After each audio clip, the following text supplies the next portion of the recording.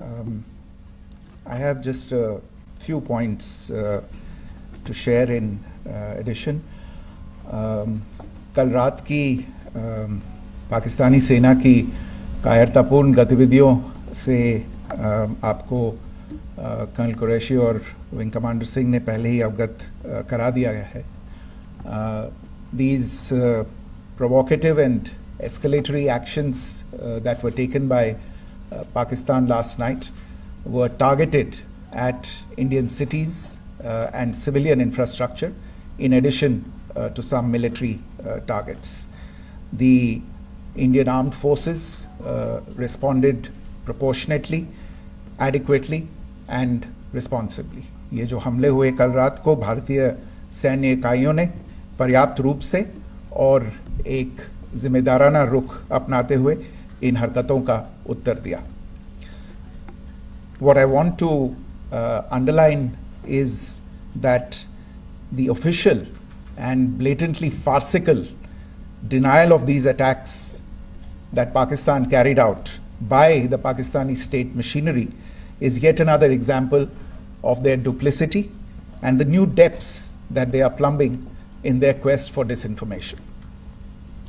The other point in the same vein is Pakistani claims that they did not target or attack any religious places. You would recall that yesterday I shared with you an incident related to the attack on a Gurdwara in Punch. Instead of owning up to these attacks, Pakistan made the preposterous and outrageous claim that it was the Indian Armed Forces and the Indian Air Force that was targeting cities like Amritsar and trying to put the blame on Pakistan. This is nothing but a desperate attempt by Pakistan to disown its acts of aggression, but it is also true to type in its effort to deceive and mislead the world. It will not succeed. The Gurdwara in Punch in particular was attacked by Pakistan, and some local members of the Sikh community, including a Ragi of the Gurdwara, lost their lives in this incident, as I shared yesterday.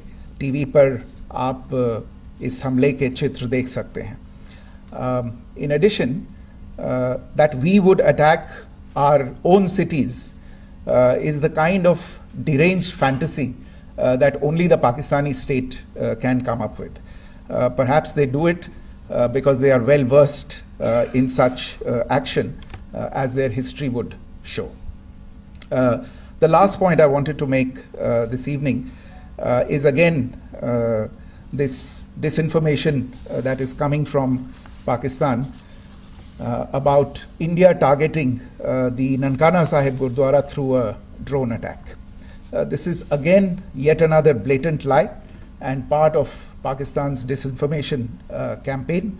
As we saw in the Pahalgam attack, Pakistan is again trying desperately to impart a communal hue to the situation with an intention to create discord. Again, we are not surprised. India's steadfast unity in itself is a challenge to Pakistan. Let me stop there. I have time only for a few questions and be happy to try and answer them. First, I call Siddhant. Siddhant, please. Hi, sir. I'm Siddhant from Beyond. So this is Siddhant, behind, please.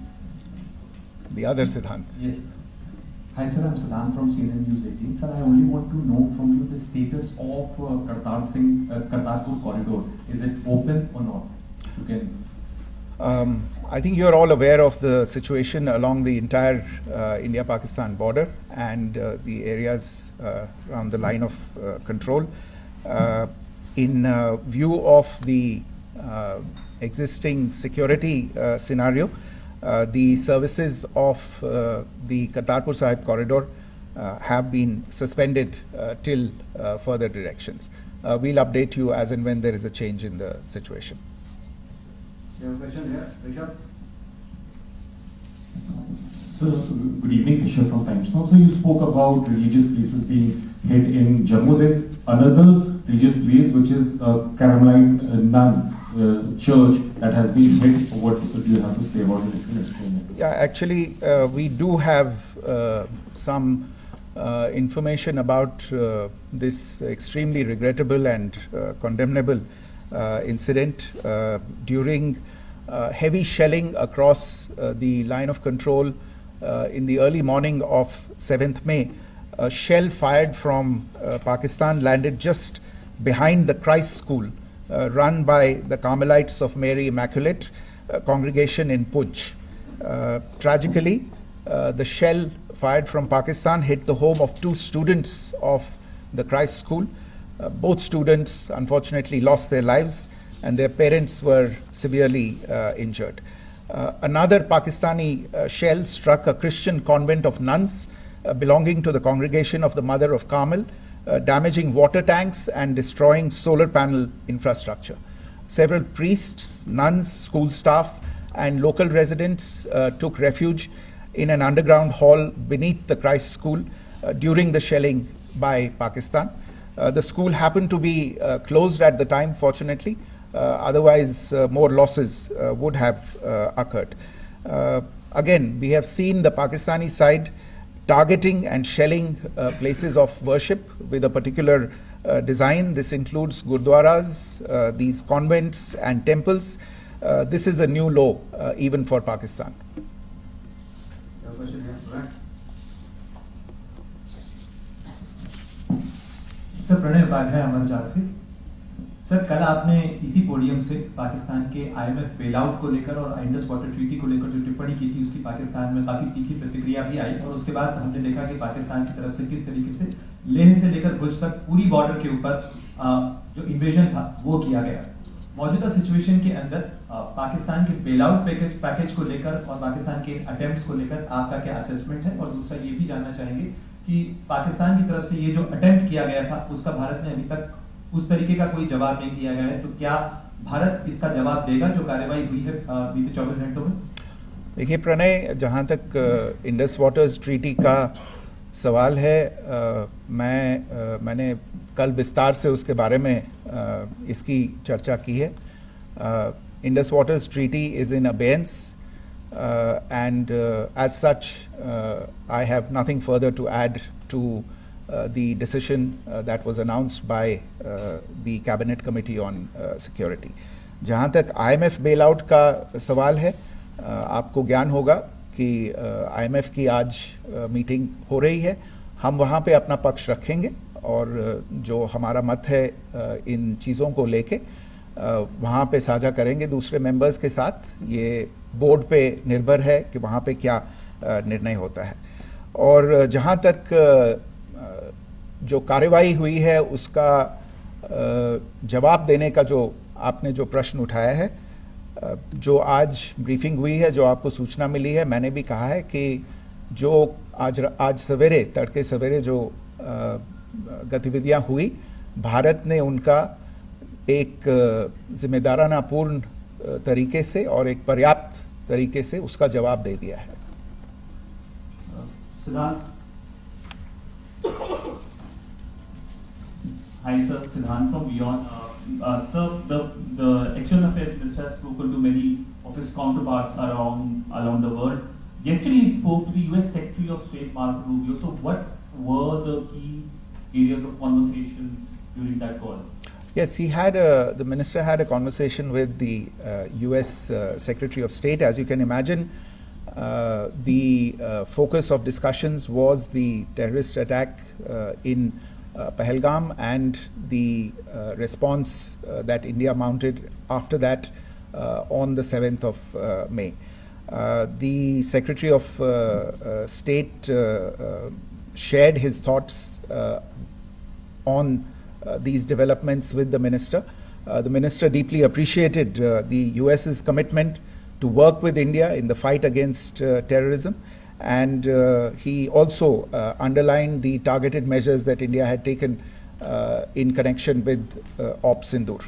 The minister also underlined that India would firmly counter any attempts at escalation from there.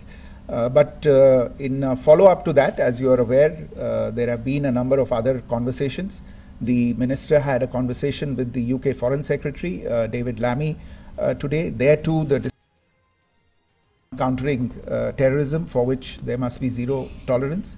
And I understand just a short while ago, the External Affairs Minister has also spoken to the Foreign Minister of Norway, Espen Barth Eide, which was also focused on recent developments stemming from the terrorist act in Pahalgam.